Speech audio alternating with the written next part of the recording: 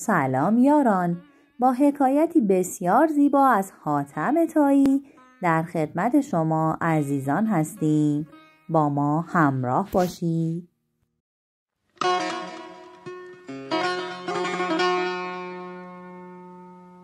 وقتی که حاتم طایی از دنیا رفت، برادرش خواست جای او را بگیرد. حاتم مکانی ساخته بود که 70 در داشت.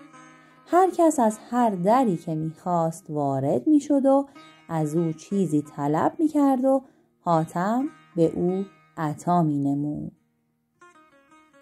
برادرش خواست در آن مکان بنشیند و حاتم بخشی کند.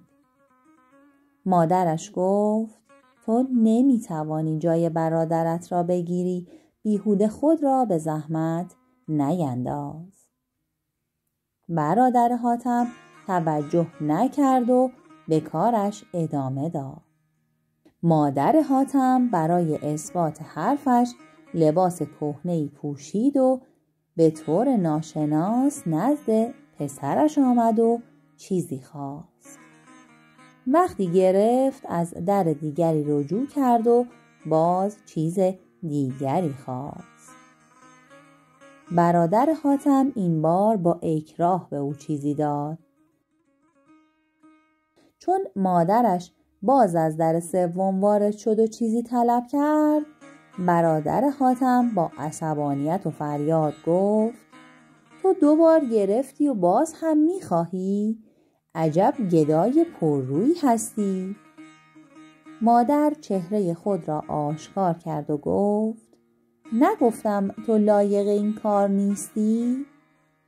من یک روز 70 بار از برادرت به همین شکل چیزی خواستم و او هیچ بار مرا رد نکرد.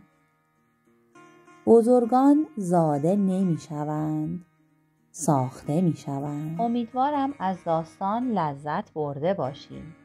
لطفاً با نظرات خوبتون ما رو در بهتر شدن محتوای کانال یاری کنید و برای دیدن حکایت‌های بعدی کانال ما را سابسکرایب کنید.